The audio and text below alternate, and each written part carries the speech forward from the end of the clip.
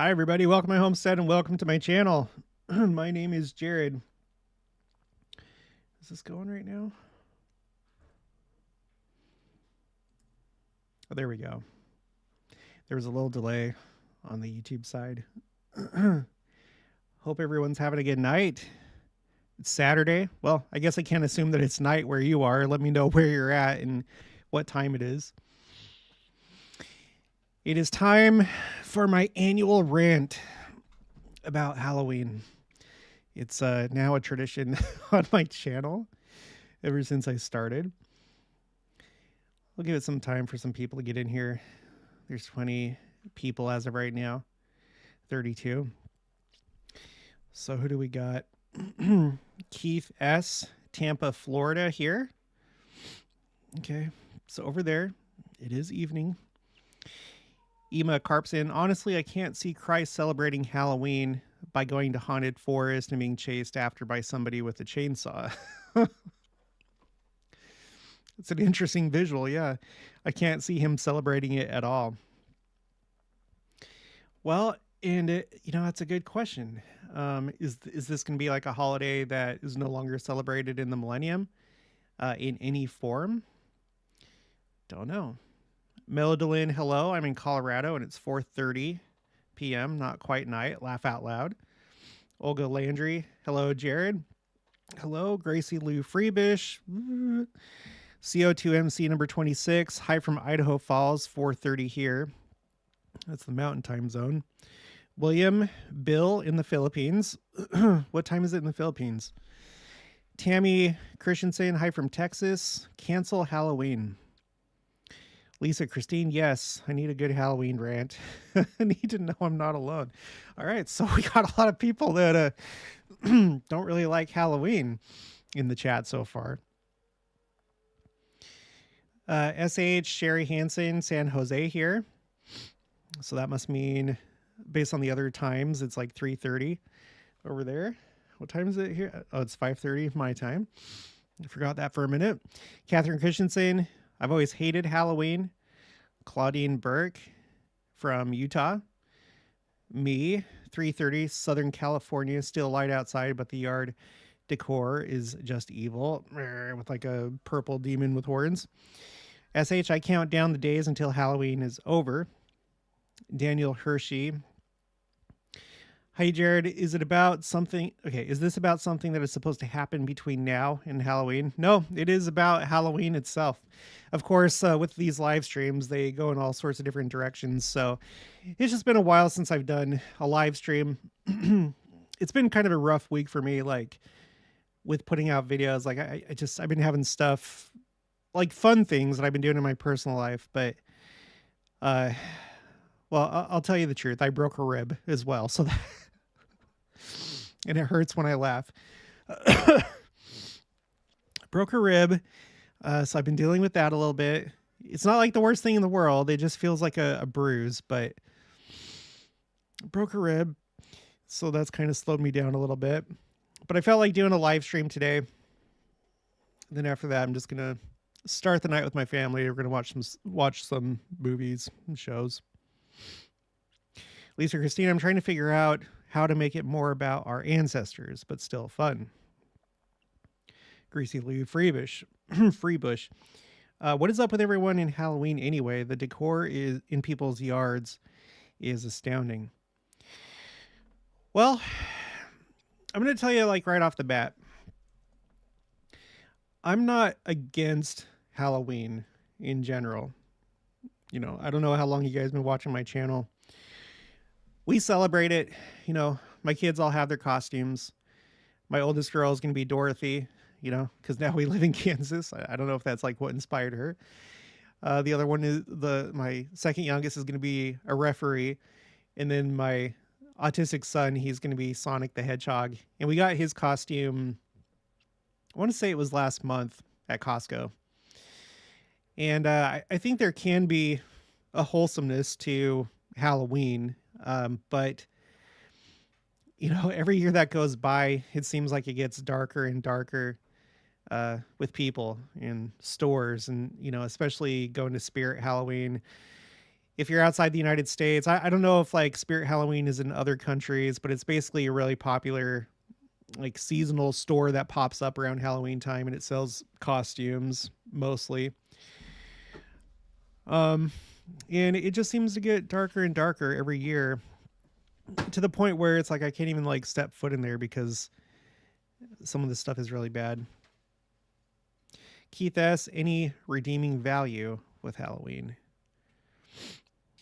I think so. I mean, I think it's like a good thing. I always enjoy going to the ward Halloween party. Sometimes there's sometimes some questionable things, but everybody is on different levels when it comes to the gospel and the church, and so I try not to pass any judgment, but I think there's some things that show up there that shouldn't. Alexander Mendoza, hello from Peru. 5:30 p.m. here. By the way, I love Peru and I love the food. I love chicha morada and papa a la huancaína. William, it is 6:32 and I am in the Sabbath day here. Oh, so you're about to go to church in a little bit. Shauna, sadly I enjoy the lightheartedness of Halloween, but I agree that it easily slides into darkness in so many ways. Yeah, it does. And that's one thing I want to talk about. I was thinking about this story recently, like a personal story when I was in the Army. It was during a time when I was in the Army, they were going from a shift from one camouflage pattern to a newer one. And the one that they have right now, it's this right here. It's called OCP, Operational Camouflage Pattern, which is basically a watered down version of multicam. What ended up happening, and believe me, this ties in, so just what happened is they had the really crappy digital camouflage that worked in some places in Afghanistan, like in the mountains, but basically nowhere else. And so they started deploying Air Force and Army service members in multicam, which is basically this. It's a much superior camouflage. It's so much better. And basically the whole world essentially has adopted this same camouflage pattern. But there was like this transition period where you don't just like magically go from one camouflage pattern to another. It's not like all of a sudden it's like, okay, on this day, everybody go down to CIF, go get the new gear. It's done over the course of a few years, and you have to buy your own new uniform. They give you like a bonus, like a extra clothing allowance so you can do that. But, you have to wait until maybe you PCS or you change to another duty station, then you get the new gear if they have it. So it takes a few years. And so because of that fact and because of the reality of it, the Army put out a thing Army-wide where it's like, okay, this is the plan. By this date, everyone needs to be wearing the new camouflage. But in the meantime, it's okay for you to mix camouflage patterns, because sometimes you have new soldiers, they have everything. But then you have old soldiers and they have old gear. And so things get like all mixed up. So you might have like one camouflage pattern on your helmet and then another one for your vest and then whatever. And so that was the case with me because I deployed and then I came back. It's complicated. But one day I was in the supply room. One time I was in the supply room and the company commander came in and he was changing his his cover for his helmet. He had the old one and he wanted to put the new camouflage on. And he was kind of like in a hurry. He had to like go out to like a range. Some of our unit was like at a range somewhere. And he's like, "Do you guys have a screwdriver?" And I was like, "Yeah, I have my Leatherman right here." And then I was like, the Army just put out recently that it's okay to mix camouflage. And he said, "Well, just because you can, or just because it's, okay technically, doesn't mean that it's the right thing to do. It doesn't mean that you should do it." And I feel like that's a really important lesson to learn in life and in the gospel It's like understanding the spirit of the law and the letter of the law. And it's good to understand both, but you always have people that they want to get away with whatever they can get away with. You know, their heart's not in it. They don't have core values to where they would be like, you know what, it is better, both for me and for the army, to, if I can, have all one camouflage because it represents the army better. We don't look all, jacked up. But, the army understanding the reality, it's like, it's okay. But I think that the commander was right that if you could, you should do it the right way and not just like go with that technicality. And so when it comes to Halloween, I think a lot of people view it as a time when standards kind of go down. Like it's okay, to get gory, do stuff with blood, dress up as like evil things, or like get into like really raunchy humor and stuff like that, because they feel like they have the protection of like, oh, it's Halloween, you don't need to get so serious. I still go to church, I do this and that. It's just Halloween. And no, there's still like a spirit of the law, especially as members of the church, and no one's going to be there to tell you, you shouldn't wear that. Well, it depends, I guess, how bad the costume is. And there are guidelines for church activities, but no one really goes around and like tells you what cartoons or movies or brands or whatever are not acceptable. No one's going to do that. And yet there are certain things, certain characters, certain types of humor that by the spirit of the law really should be avoided because it takes away from the spirit, and it's so sad when you see members of the church that, really go right up to the line or even cross the line, and I've seen it over the years. There's clearly people that understand, and then other people that don't, or maybe they just haven't, spiritually progressed to the point where they now realize that certain things are not acceptable. And, that's just one thing. Like I've seen over the years, like people wear like devil, costumes, and especially being members of the church, it's like, I would say this is my own opinion, but I feel like that's completely wrong. We should not be dressing up as Satan. It's not funny. It's not cute. If you take our religion seriously, you know that he is the adversary and he is the enemy to God and all humankind, ultimately, but there's just so many different things. So I'm gonna have to skip down because there were a lot of comments, but let me just read a few here. Caritzi 4, hello from Florida. I liked Halloween as a kid, and when my kids were little, it has become progressively darker and challenging with allergies, etc. Melodolin, Halloween doesn't have to be dark if you don't let it. Ignore the dark parts of it, enjoy the rest. The socializing, the fun, the make-believe, etc. Yeah, and I think that that's right, because you also don't want to go like really rigid and be like, no, Halloween is not okay. No one should do it, because, for one thing, that's really black and white. It's really rigid. And the church itself allows for Halloween parties. It can be really good, wholesome fun.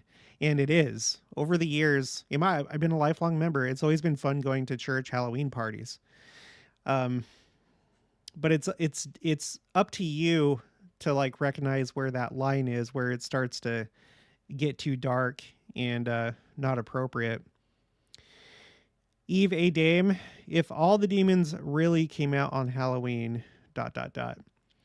Delise music, listening while baking bread. Ooh, that sounds good. Homemade bread. All right. Michelle Vallejo, I personally feel like too many have taken it too far with this holiday. It's not okay to scare children, especially very young children. There should not be any gore. It needs to be fun for children. Yeah, I totally agree with that too. Because Halloween is essentially, I would say, like the main holiday for people that are toxic, people that are narcissistic, psychopathic, because that's how they live their life every day of the year. They put up a fake, a facade, a fake um, way of living, a facade. And so it's like the one day of the year where you actually do put on a costume and you pretend to be somebody else. And that's okay because like you can do that harmlessly. It's fun to do. But you can tell with some people that they really get into it. It's like the best thing ever when they can live who they really are in this kind of way. And it gives the opportunity for, like, say that you're a narcissistic person and the way that you get your attention is from your body, like especially if you're a girl, but it can be a guy too. Like if a guy is like a, bodybuilder and I'm not saying that bodybuilders are bad. I'm talking about people that live in such a way that they're trying to get attention. Not all bodybuilders are like that, but you do have the narcissistic ones. You have the women that are beautiful, and so Halloween is a time for them to really accentuate their bodies, whether you're a guy or a girl. And that's another disturbing thing about it is because there's so many, we were just talking about this with a friend, how there's like so many like female costumes, for example, that essentially are lingerie, you know, uh, outfits that you would normally buy in some completely different place. But Halloween, all of a sudden, these Halloween shops become lingerie shops. I don't know if you've ever thought about it like that. SH, church trunk or treat is good. Eve Dame, Joseph Smith was a 33rd degree Mason or Freemason. The Freemasons celebrate Halloween. Yeah, I mean, we all do. I mean, we all do. Eight Dreamers Farm, overconsumption of candy, of Jesus or adversary. Covering / hiding your identity, mockery of Satan or religious figures. Stuart J. I never understood why members think it's okay to participate in pagan beliefs, not just Halloween, but Easter Bunny. We try not sow any of that in our household. Yeah, and that's a personal decision. Again, the church hasn't come out and said that that's not okay, but I don't know. It's probably not bad. I'm not like big on the Easter Bunny or anything like that. I do understand its pagan roots, but there's a lot of things that have pagan roots, you know. We live in a world where whether it's technology or traditions or whatever, it's not like one group of people produce everything. You know, the world collaborates. And so when it comes, I mean, it doesn't really bother me that much. I'd rather it not be part of the holiday, but unless like you realize what it is and you're celebrating it as such, like you're like, oh, the Easter Bunny, it's a fertility symbol. Well, then that's really bad, but it's essentially been taken and changed, and I'd prefer it not be there, but I don't think it's the worst thing in the world. Phil Amalia waits. For years, we focused on the fun side of Halloween. The last few Halloweens, my kids haven't cared about it. Then last year, I decided we wouldn't do it anymore, but we still love to celebrate fall. Yeah, and that's good. We have some Halloween decorations up, but we don't have like anything that's gory. We personally don't do like skulls or skeletons or anything like that, or anything like scary. It's just basically like jack-o'-lanterns and honey, what's that stuff called? That black cloth. Creepy cloth. Okay, we have like black creepy cloth and some bats, and that's basically it. Oh, well, we also have like a this like black tree, like a Halloween tree thing that we got at Target, where it's like a barren tree, no leaves, and then it just has like little orange lights. It's kind of fun.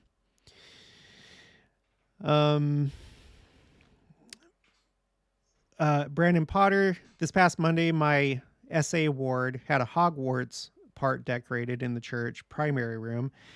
and they had a hearse that was playing music in the parking lot. In the past, the YSA ward did a Hogwarts activity. Oh, and then he continues. In the past, some people watched Nightmare Before Christmas in the gym, but I didn't watch it. Yeah, I personally, I'm not a big fan of the Nightmare Before Christmas because I don't like any mixing of Christmas and in Halloween at all. That's just me. I don't like it because it's really weird the way that it plays out here in the United States. Because in the United States, we have Halloween first, and then we have Thanksgiving, and then after that, we have Christmas. It's almost like lined up in a way, kind of like the 3 degrees of glory. And I know I'm not the first one to have said that, but it's like Halloween would, if you had to match it up, like one holiday per degree of glory, Halloween would clearly line up with the telestial glory. Thanksgiving would be good for terrestrial, and then Christmas would be good for celestial because it's all about Christ and it's about giving and living the way that we should. And so that I don't like when Christmas and Halloween get mixed up, and I just think it gets really twisted, especially that movie. I'm not a big Tim Burton fan at all, not at all. Kevin Wright, everyone that doesn't like Halloween, what kind of music do you listen to? Is it all wholesome? Because almost all music has very unrighteous lyrics in it. Yeah, that's true. I think you have to use your best judgment. I still listen to like, contemporary music, but if it's like really bad, I don't listen to it. There's a lot of songs that I like though.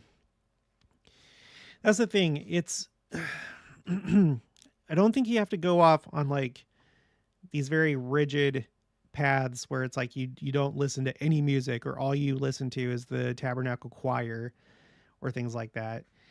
I think it's good to avoid extremes and to be able to see where you can participate without compromising your beliefs. So, for example, with Halloween, the church celebrates it. Like we have church Halloween parties. It's fine, but there are limits, and there's a way to do it and there's a way to not do it.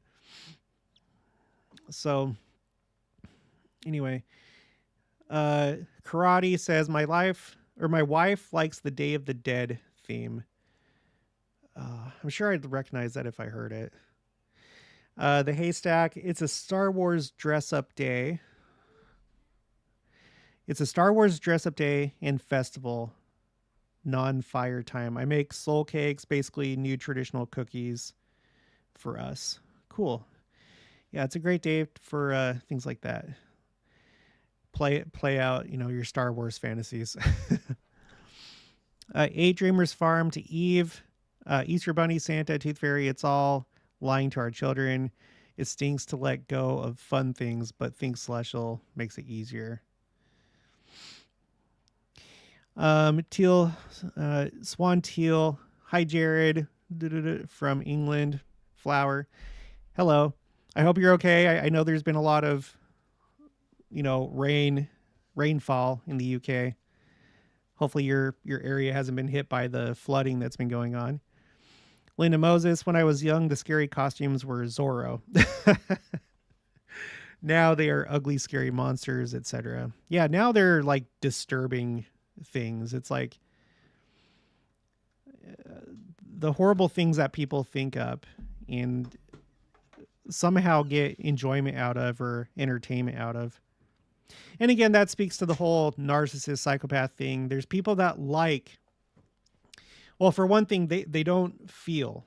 It takes a lot of things for them to feel. So, for example, that's where you have some people that get into very risky activities, like high risk activities, like, rock climbing or skydiving, because like they have to do extreme things to feel. So I think that accounts for some of it. In other ways, it's part of their facade. They want to like show off like how scary they are or how desensitized they are to scary things, or they like to use scary things to scare other people. They get enjoyment out of doing that. And so that's obviously bad. Sleeping with cats. I don't believe in the evil side of Halloween. Fun, wholesome games, bobbing for apples, dressing as Princess, Doctor, Casper, the Friendly Ghost, a fireman, not the evil, macabre, violence, etc. Agreed. William, I love the Monster Mash song. Yeah, that's a classic. We have a Halloween playlist, you know. We have a lot of like fun, wholesome Halloween songs. Of course, we have Thriller. I always look forward to listening to Thriller. I've always loved Thriller. Melodolin, Me Too, William, Smiley Face, Stuart J, Hee Hee. Can you think celestial and do Halloween? Just saying. Yeah, I think you can. Because it doesn't have to be about the evil side. Swan Teal, Hi Vanna, Smiley Face, Sleeping with Cats, Charlie Brown, always a good thing. Our son was Charlie Brown back in Arizona. It was really cute. I'll never watch or listen to anything that is contrary to my Christian beliefs. The Haystack Bonfire, Delise Music. When my kids were young, we got together with another family and had a meal together where we got to eat a meal with crazy names on the menu and dressed up. No bad or evil costumes. It was fun. Yeah. It is a good time. It is a good opportunity to get together with people and socialize and have a little bit of fun. Stuart J, Christmas for the win. Well, yeah, I agree with you there. And actually, one thing that we do in our family, again, we've never been that big into Halloween. So we put up the stuff. We put it up last month, but the last week of October, that's when we put up our Christmas stuff, because it's just like getting the Halloween taste out of our mouth and just getting ready for Christmas. And I know some people are against that. You know, you have to hit up all the holidays, but for us, you know, Thanksgiving is just Christmas 1 and then Christmas is Christmas 2, or vice versa. But we really like having everything Christmassy in the house just because it brings a really good feeling. Karate, think Disney movie or Disney move. The boy that plays the guitar. The only Disney movie I can think of a boy that plays a guitar, he's not a boy. It's the rooster on Robin Hood. Or in Coco. Doesn't one of them, is that what you're talking about? Coco? Because doesn't one of them play guitar? I saw the movie once, and it's probably one of my favorite Disney movies is Coco. I thought it was actually pretty okay. Sleeping with Cats, slasher movies, and hideous, ugly violence. No. Yeah.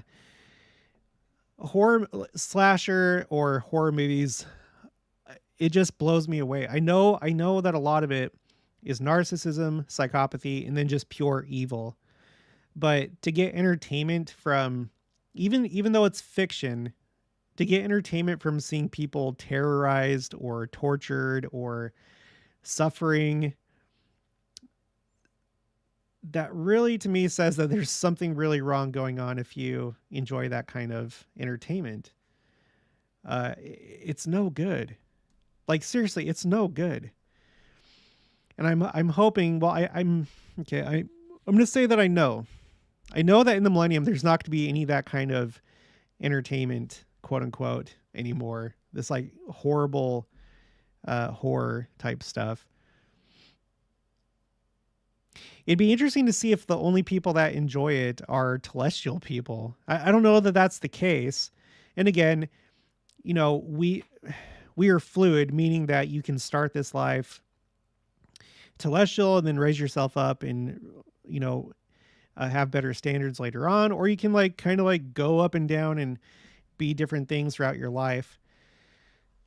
But I just can't imagine someone that's living either a terrestrial or a celestial lifestyle being okay with horror movies. It's awful. I remember like back when we still had video rental shops like Blockbuster and Hollywood Video, like walking around in there trying to pick a movie, and there'd be just such an abundance of of horror movies. Most of them like B movies, you know, that are just like really poor quality anyway. But it always amazed me, all the different covers to all the different movies, the cases and the artwork, and just how much darkness there was in those stores. It's just crazy. Sleeping with cats, fun and good food. Daniel Hershey, doing some family history work. Oh, that's a good idea. We should probably all do as much of that as we can while we still have time. And when I say that, it seems like the church really wants to do as much family history work before the second coming, even though in the millennium, we're still going to be doing family history work most of that time. And I believe, I could be wrong, I've tried to find the answer to this question, and maybe it's one that we don't really have an answer to, but I believe that in order to be resurrected to like a celestial glory, they're the first ones that are going to be resurrected, the celestials. I would imagine that before you have your resurrection to a resurrected celestial body, that you would have to have all your ordinance work done first. So I wonder if that's why we really want to do as much as possible before the second coming, so that as many people as possible that are celestial can be resurrected and participate in those events at the beginning of the millennium. I don't know though. Let God prevail. I prefer to say and celebrate a happy harvest. Karate videos and more. Yes. Oh, you mean yes to Coco? Oh, later on he says Coco. They celebrate the Day of the Dead. Yeah. Key says, over the years I've been less in the mood for Halloween. Trunk or treat maybe, but if not, then we can buy candy we actually like and watch movies. Yeah. I also put up Christmas after Halloween. Oh, good. Another person that does that. I'm sure there's a lot of people that do that. Maybe that's like, maybe more and more people are starting to do that. I don't know. Although I will say one thing. I have enjoyed, you know, being a parent and having the Halloween tax, and also just taking my kids are, it turns out that my kids are much pickier than I am with everything. And so there are a lot of freebies that I just get from their Halloween candy because they don't want it. But I usually facilitate their trade, because like after Halloween, we always have like my two girls, not so much my son, he's still kind of like not quite there yet, but they like do like a candy trade. You lay out all the candy, you organize it into like candy groups, and then you trade for what you want. And then I take my tax. Plaid. Halloween is my least favorite widely celebrated holiday, quote unquote. April Fool's is my least favorite. Deception and darkness is not at all worth celebrating. Yeah. Yeah, I agree. I'm never going to like not have my kids do trick or treating. I think it's just fine. But, you know, at the core of it, again, it plays into the whole narcissistic, psychopathic system of living, where it's like, either you give me a treat or I'm going to give you a trick. I'm going to do something bad to you or your property. Like, that's horrible. It's horrible. Stuart J, family history is important for first resurrection. Well, I want to I want a source for that if you have it, because I've tried to find out if that is how it happens. It makes sense that you would have your work done before you're resurrected to a celestial glory. And I do think that that's how it is, but I haven't been able to like nail it down with a church leader confirming that, or even like scriptures. Plaid, death's a very scary thing.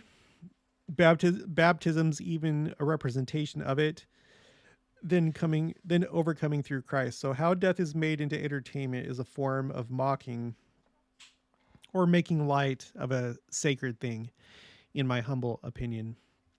Oh yeah, death's a sacred thing. That's how. Okay, sorry. I okay. Yeah, it is.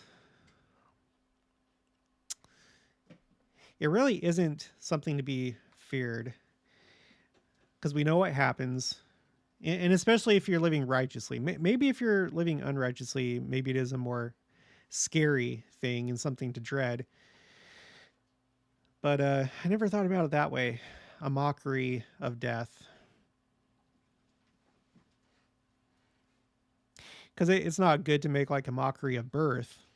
So that makes sense because birth is a very sacred thing.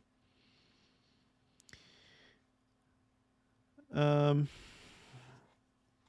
Tammy Christensen, yes, we know resurrection is an ordinance and they need to be done in order. Well, yeah, again, it would make sense. I just haven't seen anything that concretely, clearly, concisely says that it has to be done like that. But yes, you're right. It is an ordinance. I don't know if you're saying that because you saw my video or saw it somewhere else, but it is an ordinance. So it would make sense that it'd have to be in order. And maybe that's the thing. Maybe the person that's doing the ordinance, because what we found was that Joseph Smith holds the keys to the resurrection ordinance. And it's going to be resurrected people that resurrect the dead. And so maybe it's the type of thing where they like somehow they check your records and it's like, okay, you've had your work done, so now we're going to resurrect you. I don't know. Key says, yes, I'm going to do Fire Poppy's challenge of the fast and push family history work. I've had a need to find my grandma's real family, not sure where to start, but I know I'll be guided. Bio family, not real. Sorry. You should go to the Joyous Genealogist channel. Like you can even like message her. She'd be more than happy to help you with that. She's very passionate about family history work. In fact, let me see.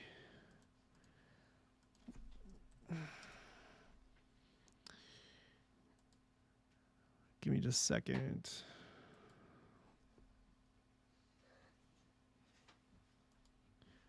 Channels. Go to window. Joni, the Joyous Genealogist. We just met her for the first time, like in person, when we went to Kansas City a couple weeks ago. So this is her channel. I'm going to put it in the chat in case you want to subscribe to her really quick. But she will actually take time and help you with genealogy if you'd like help. Okay. Yulisa Mitchell. I put up Christmas after Halloween. It really brings peace to my soul, especially when I come home after a hard day. Yep, I agree. And you know what? A big thing in our household is like scents. You know, like wax melts and hand soap. Like we have a tradition where we go to Bath and Body Works and we'll get hand soap.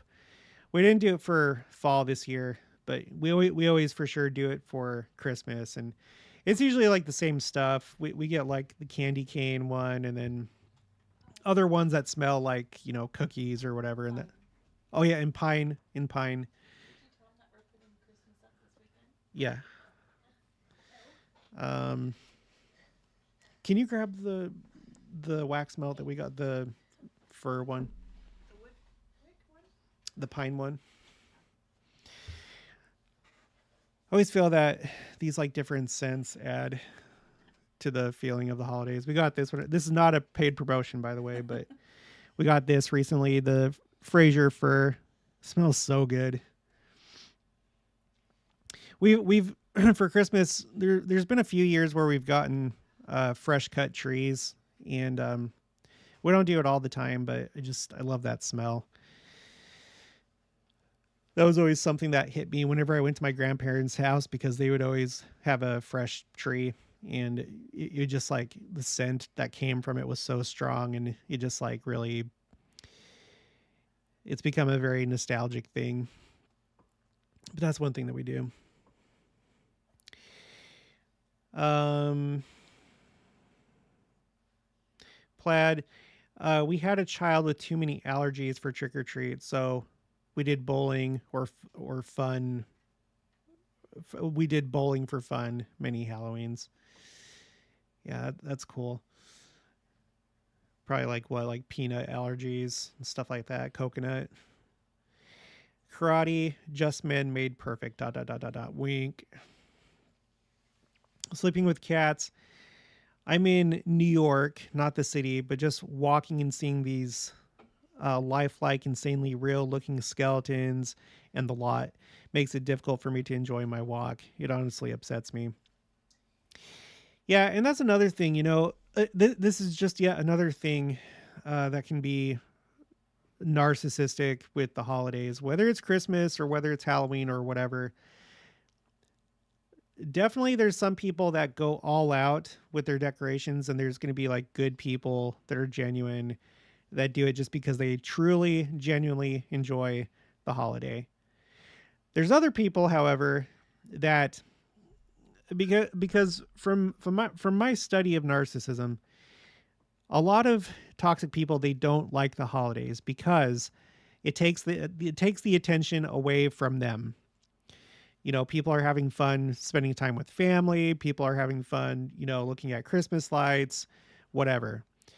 And so there's like this void of attention that they experience. And so one way to bring it back to them is, in one way is to do like go all out with like Christmas lights or Halloween decorations. And then you fix that problem of like the attention going other places. So I never pass judgment because we don't know people's hearts, but there are people that's why they do it. It's not because they love the holiday and they're just so passionate about it. They're passionate about getting attention. And I'll tell you what, I saw a lot of that in Arizona, in certain cities. Stephanie Wall, quick question. Could someone be resurrected celestial if they don't have their sealing? Could they be exalted and be sealed to a living person during the millennium and be exalted together? I think it depends, and I'm not one in authority to say this, but like, for one thing, to go to the celestial kingdom, you don't have to be sealed. To be exalted, yes. But we know that there's people that are not going to have the opportunity in this life to marry somebody that is worthy. And so I would imagine that, you've done all your ordinance work, and you would get resurrected. And then during the millennium, you would find your eternal companion if that's something that you desire. And, well, and likewise, like I've talked about a number of times on the channel, and President Nelson recently warned us about this, is that if you're married and you're sealed to somebody, it's not a guarantee that both of you are going to be exalted, because it's individual. It's according to your worthiness. If you have one spouse that's righteous and then you have another spouse that's not, then the spouse that's not is going to go to their respective kingdom of glory. The seal is going to be broken. But if that remaining celestial spouse still desires to gain exaltation, which I think most people probably will, then they would have the opportunity to remarry, to marry somebody that is worthy to take them to the celestial kingdom. So I don't know if that answers your question, but that's my understanding of things. Although there are a lot of things that haven't been fully explained, and we'll just have to wait and see how things work out. But we do know that no one's going to be denied the blessings of exaltation if it's not their fault, if they didn't choose it. Lisa Jax, I missed that from my childhood, the smell of fresh cut trees. Yeah, it's fun. The only not fun thing about it is the pine needles that get into the carpet. and then sometimes getting it in and out of the house. Michelle Vallejo, what? And trying to hang ornaments on the I don't remember that. Jenica says that the ornaments slid off of our trees, but I don't remember that. Or I don't remember struggling with that. Michelle Vallejo, yes, like the prophet has told us, we must think celestial. How can you tie celestial thinking into Halloween? Maybe decorate with angels and I don't know what else. I think you can think celestial during Halloween by looking for acts of service, spending time with friends and family, and doing wholesome things. You know, there's nothing wrong with dressing up. It's fine.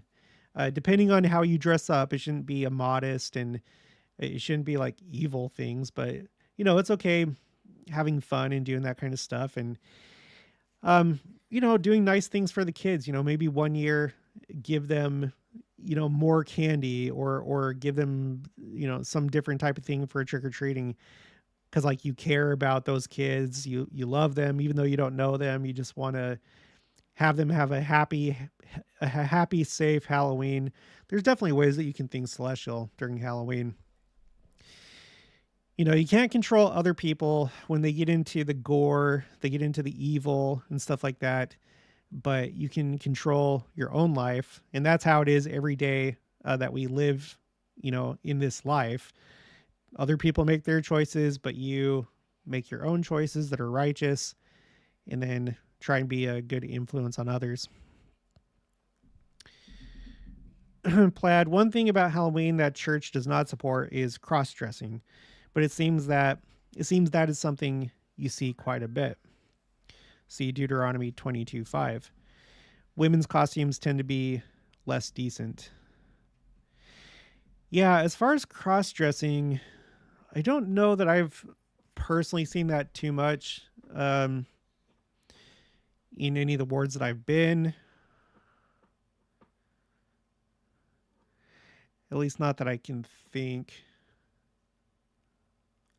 But oh no. Me and Jenica actually did that one time. But it wasn't because we were it was supposed to be funny. Maybe this was like a bad humor, but I dressed up like her. We were married. I dressed up like her and she dressed up like me. Because me and her, we kind of like look a little bit the same. We both have brown hair, brown eyes. We're the same height. We're same height, same. She's like a female version of my body type. And so we did that one time, but I would never do it like, you know, doing like some other thing. But yeah, I don't know that I've seen that too much, but it probably is increasing nowadays with how society's going. Swantail, it's midnight here in England. I think I better go to sleep soon. Got to go to church in the morning. Woo. All right. Well, have a good night and have a good day at church tomorrow. Thanks for joining us. Lisa Jax, I'm excited about the brethren asking us to focus our attention on celebrating Easter. Yeah. What I do wish is I wish that there were better Easter traditions. Like I was saying earlier, I would not mind if the Easter bunny went away. I wish there was some way that Easter could be like Christmas, like as far as like traditions, the aesthetics, stuff like that, you know? Like, for example, with Christmas, it always warms my heart listening to these old Christmas songs from, you know, the 30s, 40s, you know, from that time period. It's really heartwarming and it brings you back to a better time when people were more wholesome. But we don't have anything like that for Easter. And even just like all the other stuff, like, you know, dressing up warm, scarves and mittens and, you know, things like that like adds to the Christmas season. And you don't have anything like that for Easter. So I wish that there was like equivalent things like that for Easter. I don't know. All there is like flowers and stuff like that and pastel colors. Penny Carey, Celtic traditions included human sacrifice on Halloween. I have a friend who was a victim of SRA. Many SRA groups actually perform child sacrifices on Halloween. All right, well, that's really bad. Yeah. Daniel Hershey, how do people think they can hop kingdoms of glory? I don't know. That's something that I've covered on the channel because I saw some people with the misconception that there's I don't know if this is what you're talking about, like, but there's progression between kingdoms, like after you're assigned or you inherit a degree of glory, that in the eternities eventually you can progress, and that's not the case. Church leaders have spoken on that pretty clearly. Now, today, this is the day that we do our work when it comes to what degree of glory we inherit after this life. I have 2 children who died before accountability. They are celestial. Not sure how the progression works from resurrection, but they are celestial. Yep, that is true. That is one thing that we know for sure. And I don't know about this, but I think the reason why is because those children, it's not because like they just got like a free pass. I think it's because of who they are.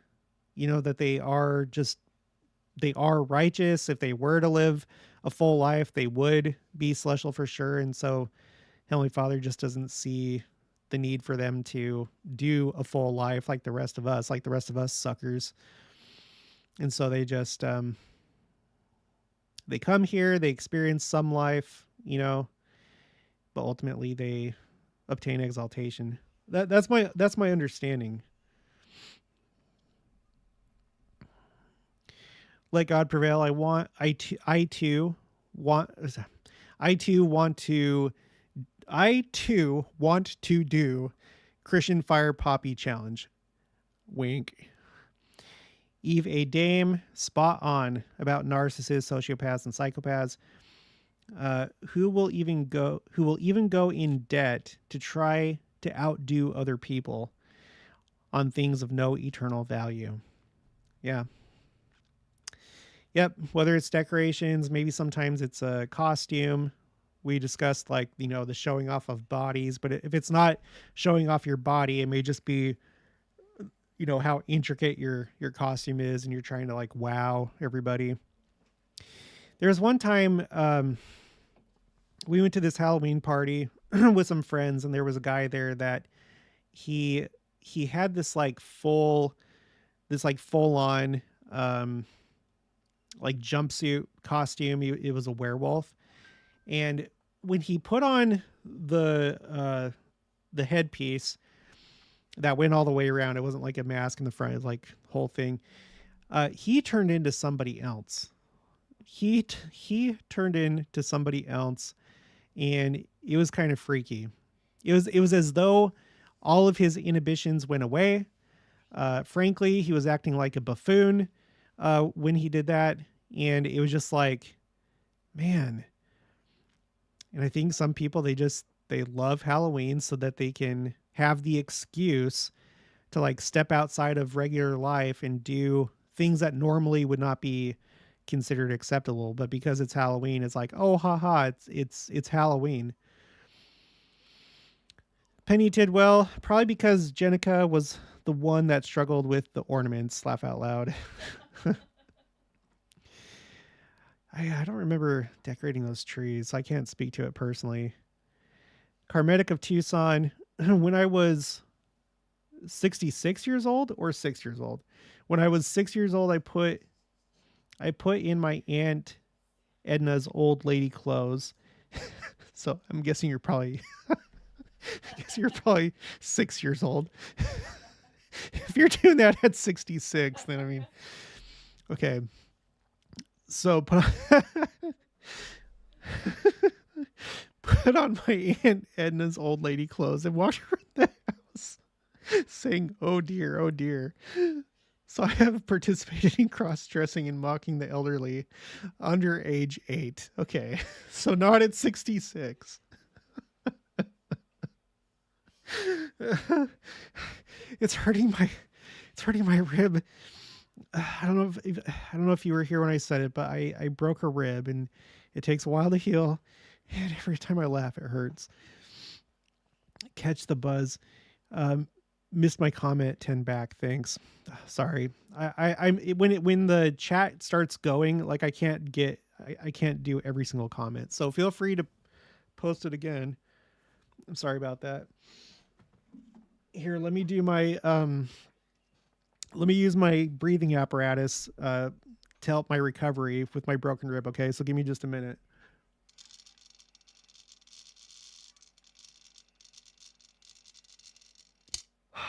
Okay. Supposed to do that regularly. Ow. Oh gosh, that hurt. Let God prevail. Last year was the year I gave away all my Halloween decoration. I put lights and glass bulb. What? No, come on. I I put light and glass bulbs on our tree outside. I dress our house as the tree of life, and handed out a glow stick with a picture. Oh, that's a good idea. That's a good idea. Oh, with a picture of the Savior. Nancy Alemany, Alemany. The older I've gotten, the less interest I've had in Halloween. And this is coming from someone once told scary stories to children during October. October was my busiest storytelling month. Yeah. I wish I had some data on I wish I had the numbers of are people becoming less enchanted, less interested in Halloween. And I'm willing to bet that among like Christians, that probably is the case. I feel like I've seen it with like a bunch of like evangelical people. When I was in the army, my sergeant didn't.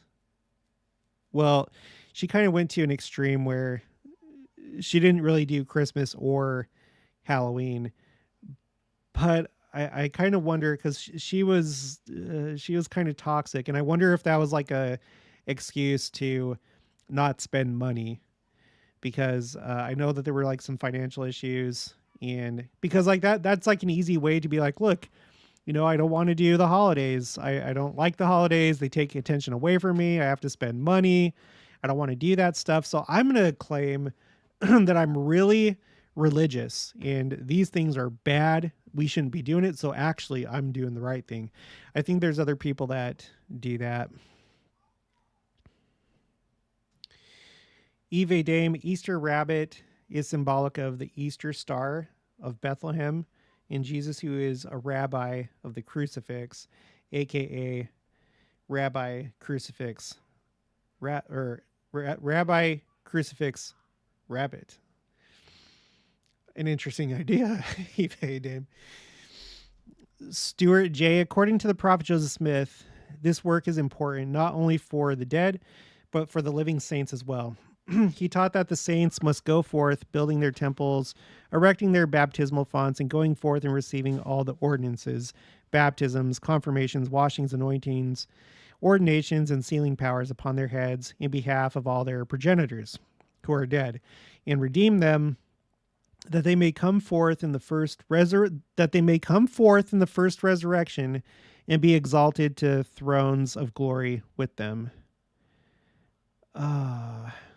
I'm going to have to come back to this chat. And can you tell me where do you mind putting in the chat the reference just to make it a little bit easier for me to find?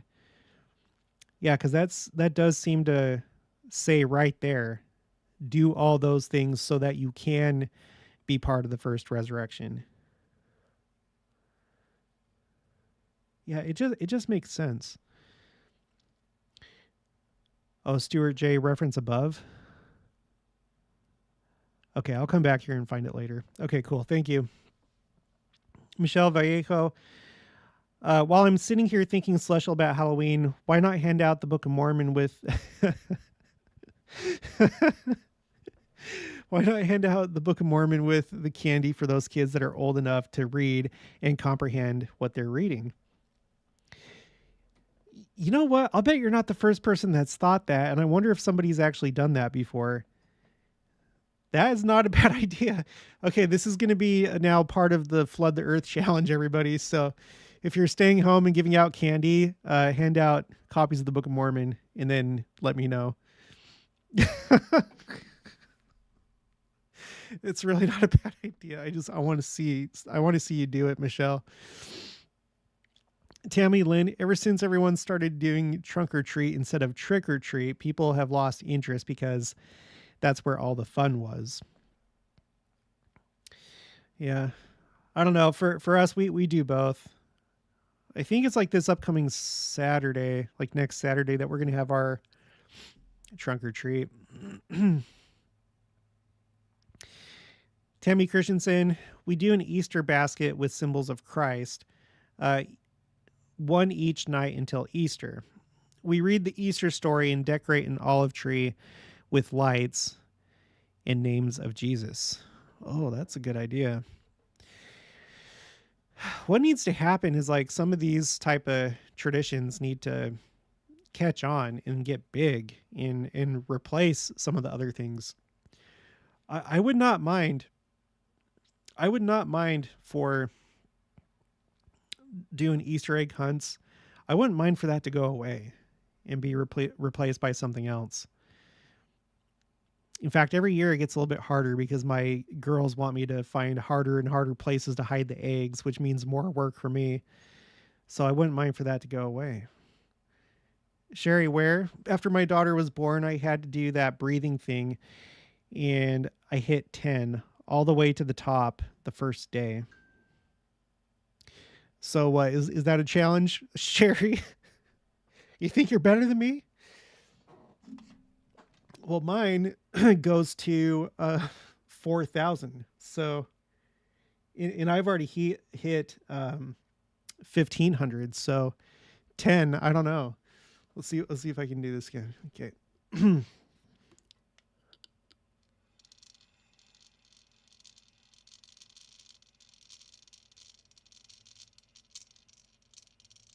Oh gosh, I'm about to pass out. Well, I got up above 2,000 on that one. So I think that's pretty good. Okay.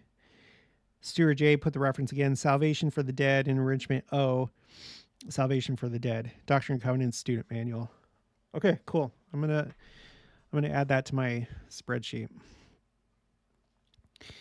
Eve Dame, only 33 thumbs up. 99 in the chat. I guess we know the third that's going to be going in the Celestial Kingdom in the chat. Really? How many do it? Oh, some of them have already gone away. It's down to 93. The cleansing of the earth has started. Sherry, where there are... I'm making some really bad jokes tonight. Sherry, where there are miniature copies of the Book of Mormon. Yeah, that's true. I wish I still had it. Gosh dang it. I gave it to, when I was in the Army, like when you're in basic training and when you go to church on Sundays, they'll give you like a military set. And I gave my set to this guy that was, once I got to my unit and almost like toward the end of my Army time, I had a friend that was starting to investigate the church, and I want to say it was him. I gave him my set of military scriptures, which kind of wish I hadn't done. I wish I would have just given him like a regular one. And as far as I know, he...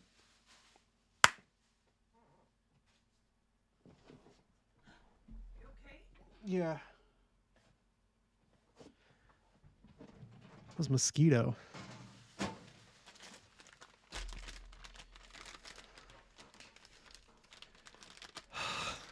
I'm not about to be bitten by some mosquito. Not now. Not when summer is ending. No. Anyway, I wish I had just gotten him just regular scriptures, but it's fine. Maybe later on he'll join the church. He hasn't yet, though. Plaid. Easter Bunny always came on Saturday in my childhood and for my children. We've done 12 resurrection eggs. We've done 12 resurrection eggs and other Holy Week observances based on scripture. That's cool. That's good. Catch the Buzz. Hey, Jared, would you please share Catch the Buzz one more time? We had one video then and 12 now and 10 ready to post. We're helping people to see God in their everyday life. Thanks for mentioning. Cool. Yeah. Catch the Buzz. Let me see. Catch the Buzz.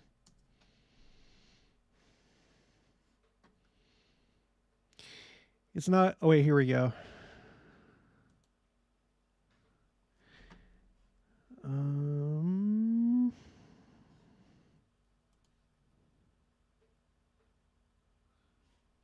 Okay, cool. I'll put the link in the chat if you guys want to check out Catch the Buzz. Okay. Lisa Jax, hubby and I have had COVID, been sick for weeks, behind on your videos. With like a mask emoji. I thought I heard the general feeling was he was coming sooner than we imagined. Is that correct? Well, that's always been my general feeling. But I think a lot of people feel the same way. Let's do a quick, okay, so we got 115 people in here. Now it's 119. If you don't mind, okay, put a Y in the chat if you think that this is the final war. Just meaning that this is the first part. This is the beginning of the final war in Israel. And put an N if you think no. I've seen a bunch of people saying different things. Some people think no. A lot of other people think yes. Okay, Patty Joe Stanaway. I gave a copy of the Book of Mormon today. If you don't mind, put that in the comments after this stream or in another video, or send me an email. It's harder. Just do that for me. It's easier for me when it comes to tracking the Book of Mormon, sharing the Book of Mormon.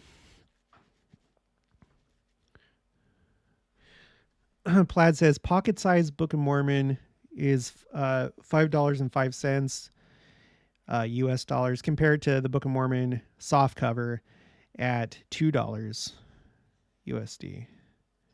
Oh, so like for a full-size soft cover, it's $2, but the pocket size is actually more expensive. Okay, well, out of everybody that voted, it looks like the yeses take it. So I sure hope that's the case. I know that you guys do too, but only time will tell. What I can say for sure is, like I've said in all the videos I've been doing lately, it is in fact different than all these other wars.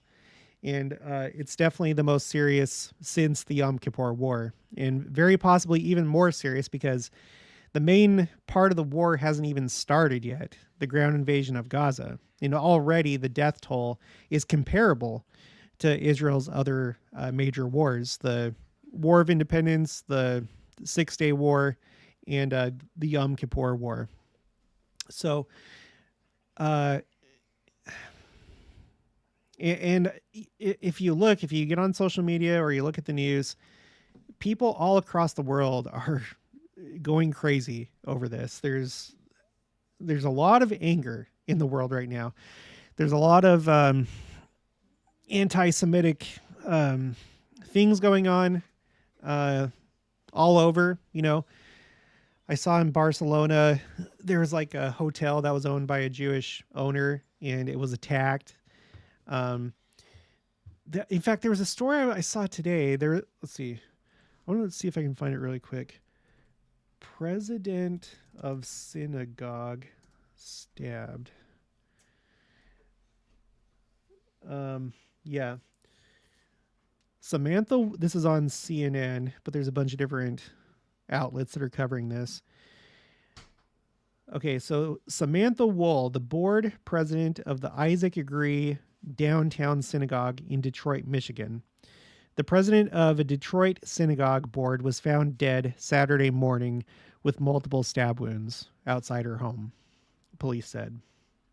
So, there's been a lot more than that. So, it is not a good time right now to be Jewish, no matter where you live. So anyway, so there's a lot of like escalation going on, in every arena, every country, both big and small. Things are going crazy.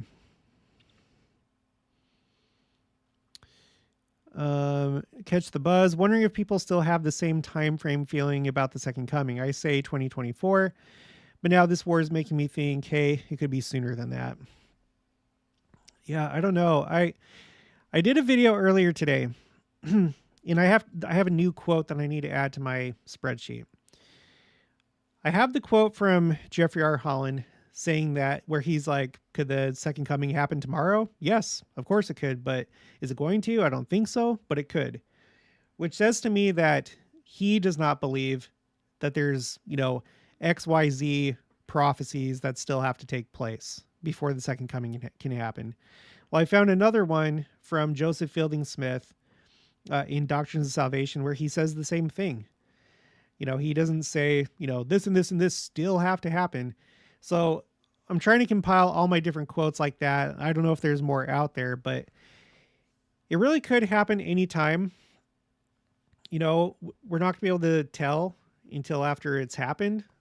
For all we know, maybe within an hour, things can go really crazy in Israel, and then Christ comes.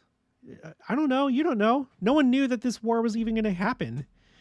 It just one day happened, and even Israeli intelligence didn't know. So what else is possible? So I don't know.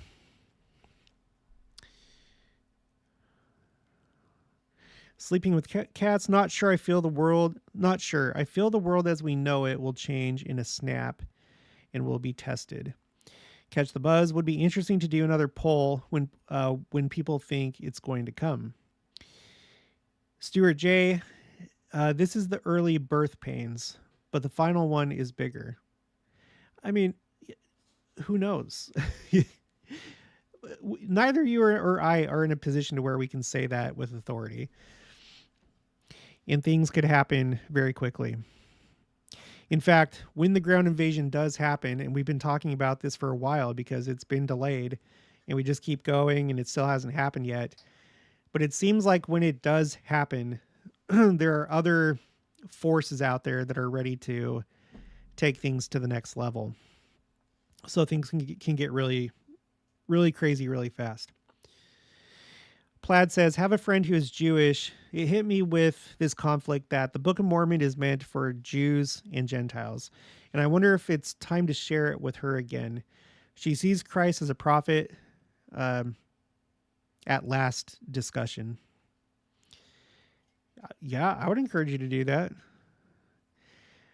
Share it with as many people as you can. Sherry, where I'm thinking 2030, 200-year anniversary. 200-year anniversary of Restored Church, official beginning. Plaid Scripture Stories coloring book, Book of Mormon is $1.40 US dollars. Could be a fun Halloween give out. Maybe. Plaid 250-year anniversary of America's Declaration of Independence is just under 3 years from now. Sherry Johnson, I made for my toddler son a mushroom from Fantasia with an oriental hat and smudged face. And another toddler's son, I used red satin material and made a red chili with green felt on top for stem. Becky Ovenden. Why? Yes, it's the trigger. Um, Eve Dame, I am Ashkenazi hidden Jew, 19-year LDS member on Halloween Day. Many Jews have realized that Jesus is our Jewish Messiah. Please prayerfully talk to your Jewish friend again. Tim McClanahan, President Nelson knows. Yeah, well, I mean, I think it's unclear what the prophets know, because for all we know, maybe every prophet has been told when the second coming is going to happen. Maybe not. Maybe it's just going to be the final one. Maybe if that's President Nelson, then maybe he already does know. I tend to think that he probably does based on how he talks and how much he brings up the second coming. SH, that would be a great compilation of quotes about not having to do such and such before the second coming. Well, yeah, I'm attacking it from both angles. I'm trying to find any where they're like, no, it could happen now. So I at least have two of them, one from Elder Holland and one from Joseph Fielding Smith. And then the last couple of videos have kind of, well, wait. No, 2 videos ago, I've started my spreadsheet where I'm trying to go as far back as I can to find quotes that say that, oh, this prophecy still has to take place before the second coming. And I haven't seen anything recent at all, but I still have a lot of different phrases and stuff that I have to search. D Ward, became of a couple videos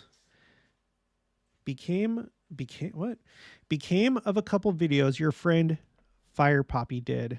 I'm doing a 21-day no meat, no sweet, and minimal social media fast. I'm hoping it will help me prepare for whatever is coming. Oh, I'm sure it will. I'm sure it will. That is a good idea.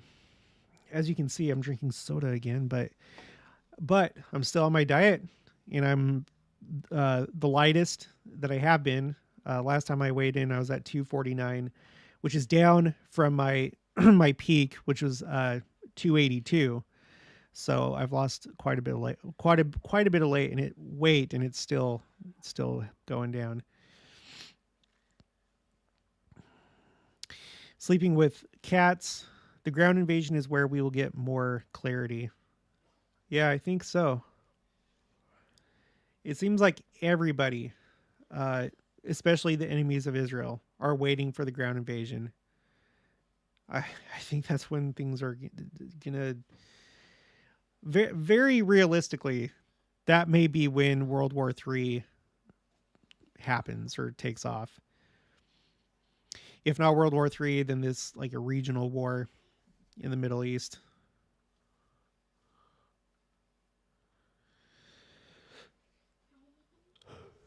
Excuse me. I'm probably going to get off in just a little bit. We've been doing this for an hour and 18 minutes and 48 seconds. Oh, you want to know something really interesting? Just like a little stupid thing. So I do. I watch Disney Marvel, not so much the new ones because Disney Marvel has really, really gone downhill. But I've been watching Loki, which is a very, very interesting story from like a gospel perspective. You know, just like everything, just like all the other movies, it's like a mockery of Christ and God and stuff like that. I've talked about that before in other videos, but with this Loki series, it's been very interesting. And the most recent video or the most recent episode that came out, they come out every Thursday. The name of the name of that episode was 1893.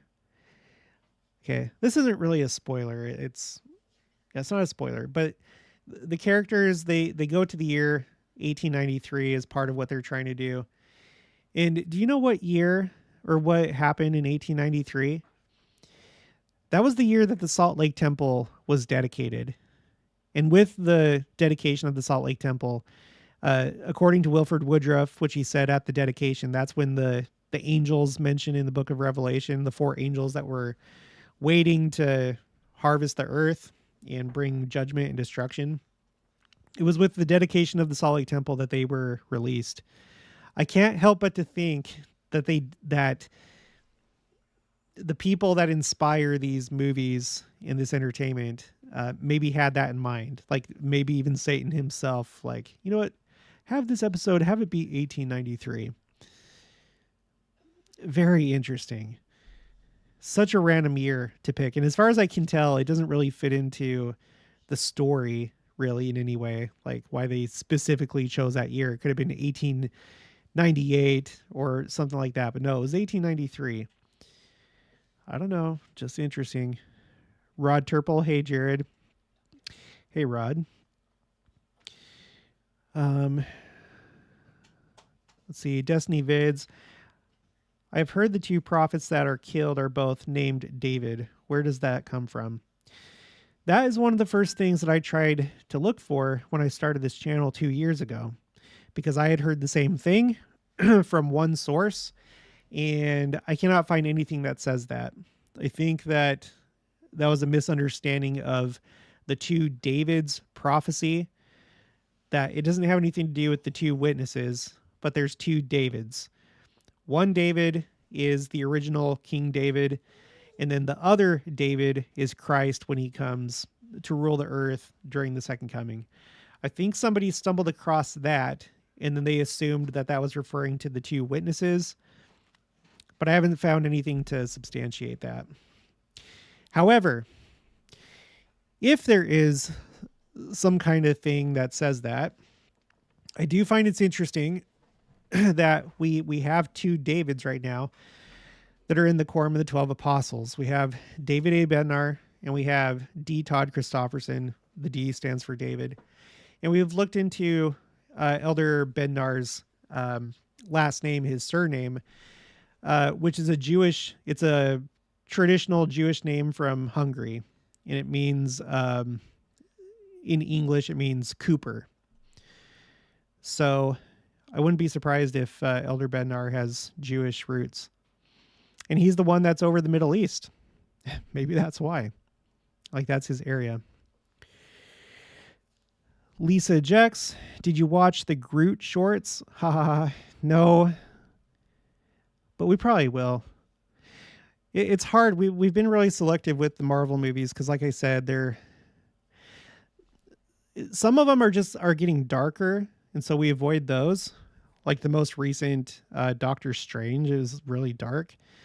Other ones are just, it's like they don't even care anymore. Like they're not putting together any sort of creative story. It's like they've just like lost storytelling ability. Not all. Like we watched Quantum Mania, and I thought that was pretty good. It wasn't bad. Lori Brown, you need to read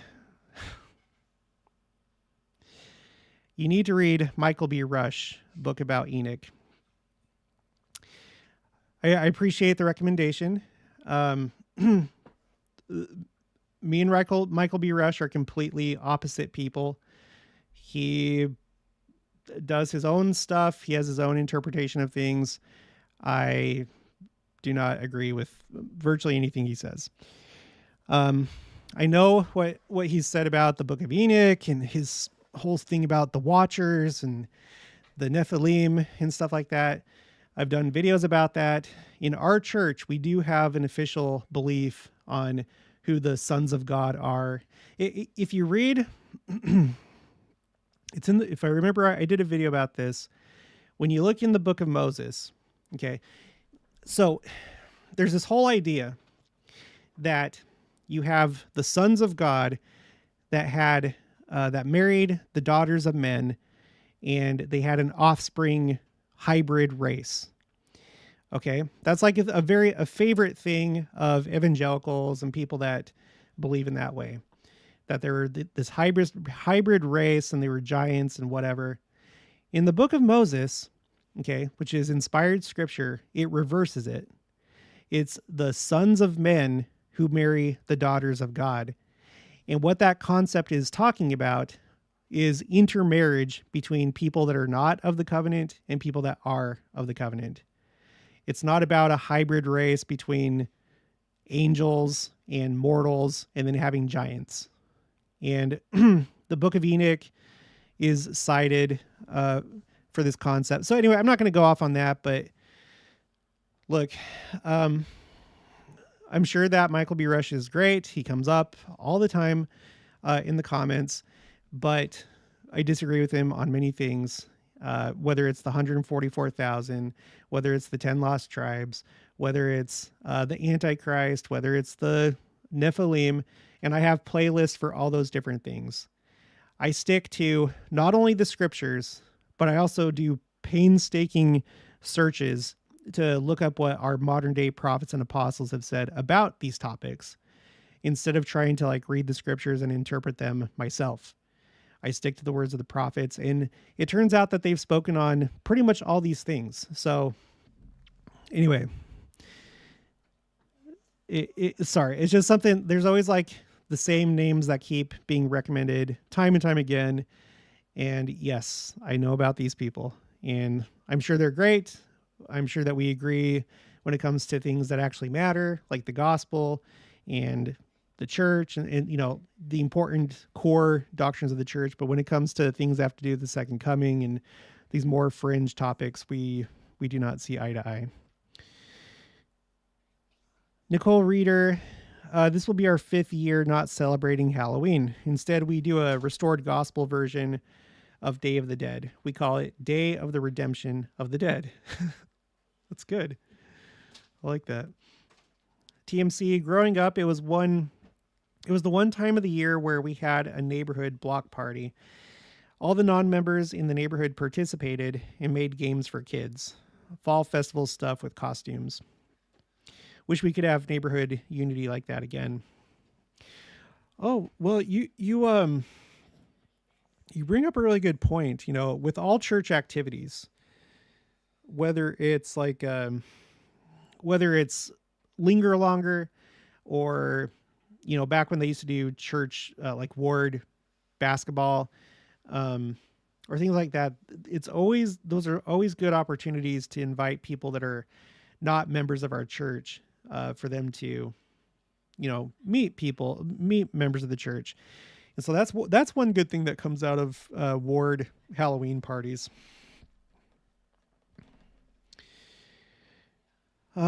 Tammy Christensen, how do you find out which apostle is over each area? Well, I have tried to search that because I wanted to do a spreadsheet, keeping track of that. And it's not that easy to find. I think it's been a while since I've searched it, but I think that whenever it's come up, it's been like in like a Deseret News article, for example, that they're somehow able to find out the area, but it's not something that they put out on the church website. I wish they did, but they probably want to like cut down on like speculation and stuff like that, or I don't know. All right, I'm just going to do probably a couple more comments, and I'm going to take off.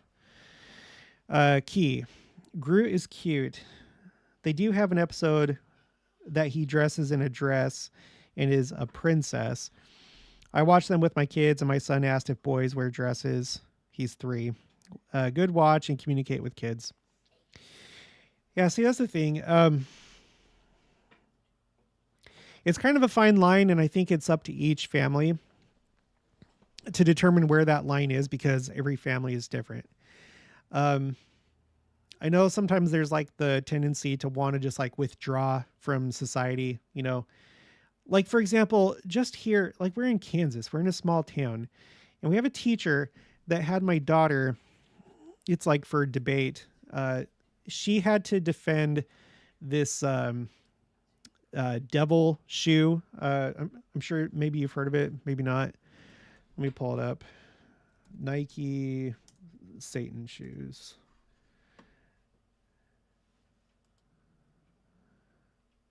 Here, I'll put it on the screen.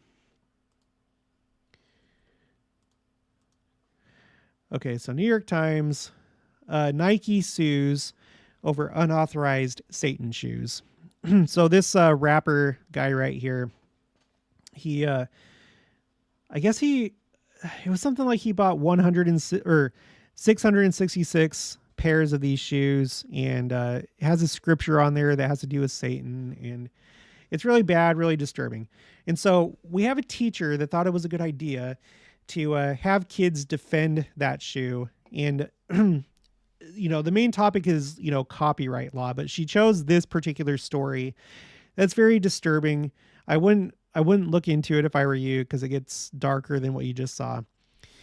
But it really made us mad, and it made a lot of other parents mad. And we went and talked to the principal, and she had to talk with the teacher, and she canceled that assignment. So there's stuff like that that's going on all throughout the world. Society is in decline. And it's like, you know what? I don't want to have my kids go to public schools anymore. And that's totally understandable. In fact, for 1 year, we did homeschooling. But I also realized that, for one thing, our kids, by going to school, they can be a good influence on others. Because if we take away all the good kids, then the kids there that don't have any guidance, they lose less and less light in their life. And what I've noticed, and I can only speak for my own family, but, we talk to our kids a lot. We teach them, we have deep conversations. And I feel like, and I'm not saying that this is necessarily right for you and your family, but I think generally speaking, if you really have real communication with your kids and you teach them right, it doesn't really matter what the teachers are saying, because they've already been taught at home and they can recognize deception. And that's exactly what happened with my daughter.